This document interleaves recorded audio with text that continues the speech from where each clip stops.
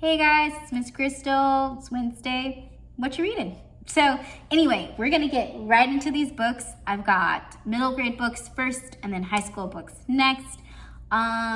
Today's theme is pretty much just like stuff I want to read. Okay, so anyway, we're gonna start.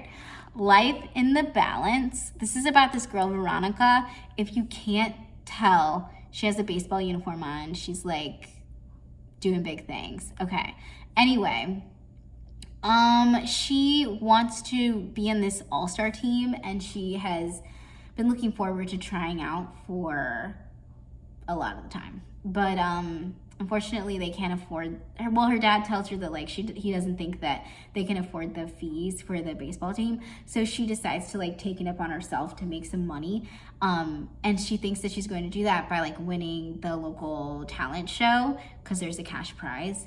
And so she's got to come up with like an entertaining talent. And in the process, she finds out that she may enjoy this more than she enjoys baseball. So self-revelations, you know? And then on top of it, her mom just announced that she will be going to rehab for alcoholism. So yeah, that's a toughie. And I don't know, it sounds really interesting to me for some reason. I think everyone should give it a try, you know? Okay, next one. Chef Yasmina and the Potato Panic. So this one is a comic book. You know how I love my comics. And I love these illustrations. Like, I just think that they're so beautiful and so like accessible. Yeah, so like they're not, I think it's a good one for people that are like aspiring comic artists, because it's not like, oh, I can never draw that. It kind of looks like you could. I don't know, whatever. Anyway, I think it's really beautiful, and I love it. So Chef Yasmina in the Potato Panic is about this girl, Yasmina. She loves to cook. She's great at it, whole thing. Now, then there's a corporation that comes to town, and they start planting this like weird crop, which is like technically these potatoes. And after people eat them, it changes their personalities for the worse. And she's trying to figure out what's wrong with these potatoes. Like, why is everybody going crazy over them? Strange premise. And I think it's supposed to be like an allegory about like fast food and like the mindlessness of like mass consumption. Maybe I'm reaching, I don't know, but whatever, it sounds good. The artwork is beautiful, and that's kind of enough to draw me in, you know? Okay, these are high school. So I've got Blue Flag by Kaito, and these are the illustrations. It's a nice manga. It's a completed manga, so you don't have to worry about like, you know, like One Piece where there's like a billion of them. Like, this is done, I think, after like the 8th one. So I'm always gravitating towards finished series, you know? But this is really cool.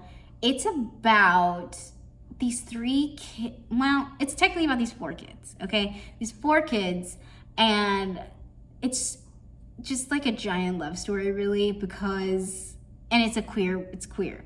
And the guy is in love with the other guy, and like the girl is in love with the other girl, but then like this girl and this guy are in love. I don't even know, I'm not explaining this correctly, but trust me, it's about this group of friends who are dealing with their first romantic entanglements with each other, and all the misunderstandings and heartbreak that comes with that, keeping secrets from one another, but still loving each other in a very nice and platonic way. So I think it's really angsty, but I love it. I love a good heart-wrencher, you know?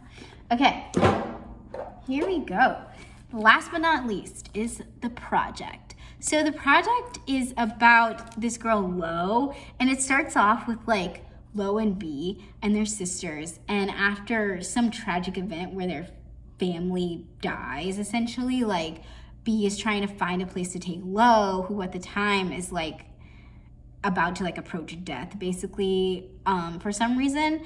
And they find this like cult, essentially, this like cult leader who says that like he can take care of Lo and like he can fix all their problems, and so like they fall into this trap with him. And then like a couple years later, Lo wakes up in this hospital, and then she realizes that like and B has abandoned her for this cult, and she's like trying to get her sister back, but it doesn't work.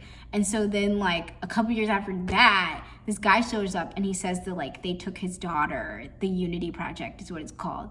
And so like she goes into investigative mode again to try to like find her sister, find this guy's daughter, like, and figure out what this cult is all about. So I don't know, I'm always here for a good like cult mystery. Like, I don't know, there's something about like mystery crime shows that really get me. So I feel like this is for anyone that is into like those weird Dateline Netflix documentaries. Like, I feel like this could probably be your jam too.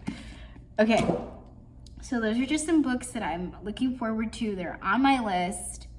I don't know, tell me if you're interested. Tell me if you read them, or if you don't, come in and talk to me about them. Okay, so see you guys later.